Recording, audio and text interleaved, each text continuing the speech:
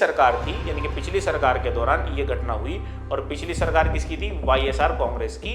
और उस समय जो मुख्यमंत्री थे वो थे जगन मोहन रेड्डी। रिपोर्ट ने एक दावा किया कि जो तिरुपति बालाजी का मंदिर है उसमें जो प्रसाद में लड्डू बनते हैं, उन लड्डुओं के बनाने में ऑटोनोमस बॉडी आंध्र प्रदेश सरकार के अंतर्गत काम करती है।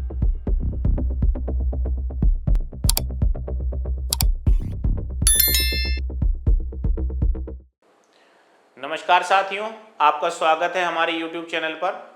साथियों, जब धार्मिक स्थलों में भ्रष्टाचार होने लगे तो आप ये समझ लीजिए ये केवल एक आर्थिक मामला नहीं है। ये जो मामला है ये समाज की धार्मिक आस्था पर एक आघात है। और जब इस तरीके के जो पवित्र स्थल हैं इनके प्रसाद में बीफ टैलो और फिश ऑयल जैसे पशा वस्तु इस्तेमाल होने की खबरें आती हैं तो ये केवल भ्रष्टाचार के मामले नहीं होते, ये आस्था के मूल्यों को कमजोर करते हैं। परिणाम ये होता है कि समाज में एक संकट की स्थिति पैदा हो जाती है। उम्मीद है आप सब लोग समझ रहे होंगे कि मैं किसकी बात कर रहा हूं। मैं बात कर रहा हूं तिरुपति बालाजी के प्रसाद में प्रयोग होने वाले लड्डू के संबंध में। दरअसल एक प्राइवेट लैब है, उसकी रिपोर्ट ने एक दावा किया कि जो तिरुपति बालाजी का मंदिर है उसमें जो प्रसाद में लड्डू बनते हैं, उन लड्डुओं के बनाने में जो घी इस्तेमाल हो रहा है उस घी के अंदर विदेशी वसा का इस्तेमाल हुआ है, जिसके अंदर बीफ फैट और लॉर्ड जैसी सामग्रियां इस्तेमाल हुई हैं। हालांकि बीफ फैट और लॉर्ड क्या होता है ये भी हम समझेंगे। अब ये कोई छोटा मोटा मामला नहीं है, छोटा मोटा विवाद नहीं है, क्योंकि इस बात को उठाया है आंध्र प्रदेश के मुख्यमंत्री चंद्रबाबू नायडू ने। और उनका ये कहना है कि जो पिछली सरकार थी, यानी कि पिछली सरकार के दौरान ये घटना हुई। और पिछली सरकार किसकी थी? वाईएसआर कांग्रेस की। और उस समय जो मुख्यमंत्री थे वो थे जगन मोहन रेड्डी। तो चंद्रबाबू नायडू ने कहा कि वाईएसआर कांग्रेस की सरकार के समय में तिरुपति बालाजी के प्रसाद के लिए जो लड्डू बन रहे थे उन लड्डुओं में जो घी इस्तेमाल हो रहा था उस घी में बीफ टैलो का इस्तेमाल हुआ है। अब बात करें अगर आंध्र प्रदेश की, तो आंध्र प्रदेश का से संबंधित ये केवल एक सांस्कृतिक विवाद नहीं होगा, क्योंकि सांस्कृतिक और धार्मिक रूप से तो ये पूरे भारत और विश्व भर में जहां भी हिंदू आस्था है वहां पर प्रभाव डालेगा। लेकिन राजनीतिक रूप से इसके बड़े प्रभाव आंध्रा में देखने को मिलेंगे। अब तिरुपति बालाजी के प्रबंधन और देखरेख की अगर हम बात करें तो तिरुमला तिरुपति देवस्थानम यानी कि टीटीडी, तिरुमला तिरुपति देवस्थानम जो तिरुपति बालाजी मंदिर है उसकी पूरी व्यवस्था को देखता है। ये एक ऑटोनोमस बॉडी है और ये ऑटोनोमस बॉडी आंध्र प्रदेश सरकार के अंतर्गत काम करती है, आंध्र प्रदेश सरकार के अधीन काम करती है। अब ये जो मंदिर की जितनी भी धार्मिक गतिविधियां हैं, पूजा पाठ है, प्रसाद वितरण का सिस्टम है, ये पूरा का पूरा टीटीडी ही देखता है। अब रिपोर्ट में ये दावा है कि ये जो लड्डू है इसमें जो बाकी की सामग्रियां इस्तेमाल होती हैं उसके साथ साथ बीफ टैलो लॉर्ड का इस्तेमाल हुआ। दावा क्या किया गया कि इसमें फिश ऑयल भी है, बीफ टैलो भी है और लॉर्ड भी है। लॉर्ड सुअर की चर्बी का मतलब होता है, लॉर्ड का मतलब है सुअर की चर्बी, हालांकि भी डिटेल में देखेंगे। तो बीफ टैलो क्या होता है इसको समझ लें। बीफ टैलो एक ऐसा पदार्थ है जिसे जानवरों की चर्बी को धीरे धीरे पका करके निकाला जाता है और पकाने के बाद केवल वसा रह जाता है और दिखने में घी जैसा होता है। यानी कि दिखने में देसी घी होगा लेकिन होगा क्या? जानवरों का वसा। और जो लॉर्ड है, लॉर्ड टर्म को समझिए, जो लॉर्ड है वो एक प्रकार का वसा है जो सुअर की चर्बी से निकलता है। और ये चिकना इतना होता है कि इसको आसानी से जो बाकी के वसा या तेल हैं उसमें मिलाया जा सकता है।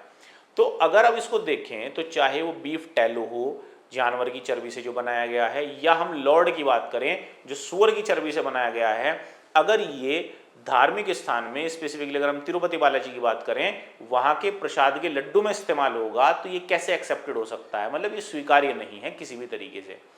तो हुआ क्या, जो तिरुपति बालाजी के लड्डू बनते हैं उसके लिए घी की सप्लाई का एक टेंडर छोड़ा गया।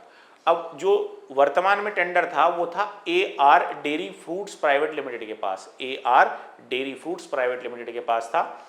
इस कंपनी को जो टेंडर दिया गया मार्च 2024 में टेंडर मिला और मई 2024 तक उन्होंने घी की सप्लाई शुरू कर दी। हालांकि हुआ ये कि जो घी था उसकी गुणवत्ता की कमी आई, गुणवत्ता की कमी के कारण मिलावट की जानकारी सामने आई तो सप्लाई को रोक दिया गया। और जो तिरुमला तिरुपति देवस्थानम है उसने कंपनी को ब्लैकलिस्ट कर दिया, यानी कि टीटीडी ने कंपनी को ब्लैकलिस्ट कर दिया और फिर फर्दर जो प्रोसेसिंग होती है, जो कानूनी कार्रवाई है उसको शुरू कर दिया। अब बात यह है कि ये जो घटनाक्रम हुआ इसके सामाजिक और सांस्कृतिक परिणाम क्या होंगे। अब सामाजिक सांस्कृतिक परिणामों की बात करें तो सबसे पहला तो ये कि ये धार्मिक आस्था पर चोट लगाता है। क्यों?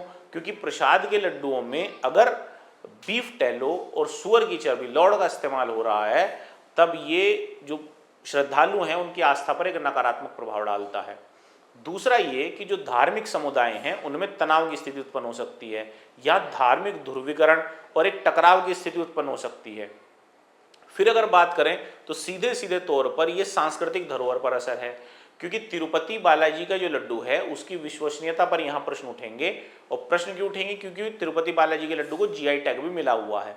अगर हम बात करें निगरानी की, तो धार्मिक स्थलों पर जो प्रसाद बनता है उसकी शुद्धता के लिए सख्त निगरानी की आवश्यकता यहां से दिखाई देती है कि भाई सरकारों को इस पर ध्यान देना चाहिए। अब सरकार ऐसी स्थिति में क्या कर सकती है?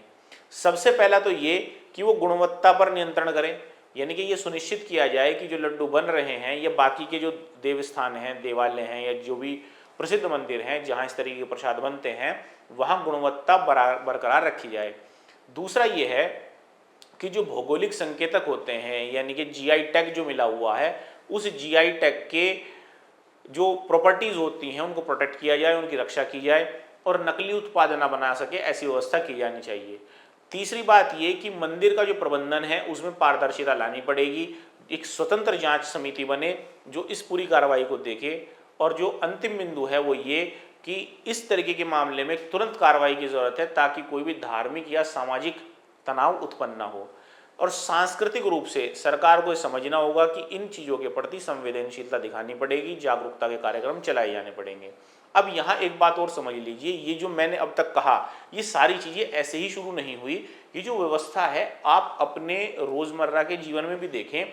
मान लीजिए आप कोई भी काम करें और आप कोई धार्मिक अनुष्ठान करते हैं, कोई पूजा पाठ करना चाहते हैं, और बाजार में जाइए और कहिए कि भाई मेरे को ये सामग्री लेनी है और किसी पर्टिकुलर पूजा के काम के लिए लेनी है, तो जो सबसे घटिया सामान होगा वो आपको दुकान पे मिलेगा, और आप कहेंगे भाई कुछ अच्छा दो, तो दुकानदार आपको ये कहेगा कि ये पूजा के सामान में यही चलता है। तो आप ये समझिए कि पूजा धार्मिक अनुष्ठानों के सामान में डेली यूज में भी अगर आप लेंगे, या आपके घर में भी कोई पूजा पाठ हो, धार्मिक अनुष्ठान हो, तो आपको देखने के लिए मिलेगा कि सबसे ज़्यादा निम्न स्तर की गुणवत्ता का सामान आपको मिलेगा। तो ये जो चीज़ें हैं ये लोगों के अंदर एक मानसिकता विकसित करती हैं कि पूजा के सामान में, धार्मिक अनुष्ठानों में कोई भी खराब से खराब चीज़ चल जाएगी, और इसी चीज़ का जो परिणाम है वो हमें देखने के लिए मिलता है फिर इस तरीके के मंदिरों के अंदर, यानी कि जो तिरुपति बालाजी हैं या बाकी के और मंदिर हैं वहाँ भी इस तरीके की भविष्य में परिस्थितियाँ उत्पन्न हो सकती हैं। तो जब बाजार में सामान ले रहे हैं, अगर एक आम आदमी अपने आप को इस तरीके से जागरूक बनाएगा कि भाई अगर हमारा अपनी एक धार्मिक भावना है तो इससे संबंधित जो भी हम पूजा की सामग्री ले रहे हैं उसकी उच्च गुणवत्ता हो, तभी ये चीज़ें बाकी जगह भी देखने के लिए नहीं मिलेंगी। तो मैं अपनी बात को समाप्त करता हूँ। अगले अंक में हम लोग फिर मिलेंगे। इस मुद्दे पर आप लोगों की क्या राय है वो आप ज़रूर बताइएगा, कमेंट बॉक्स में कमेंट करके अपनी राय को ज़रूर बताएं। और अगले अंक में फिर मिलेंगे, तब तक के लिए धन्यवाद।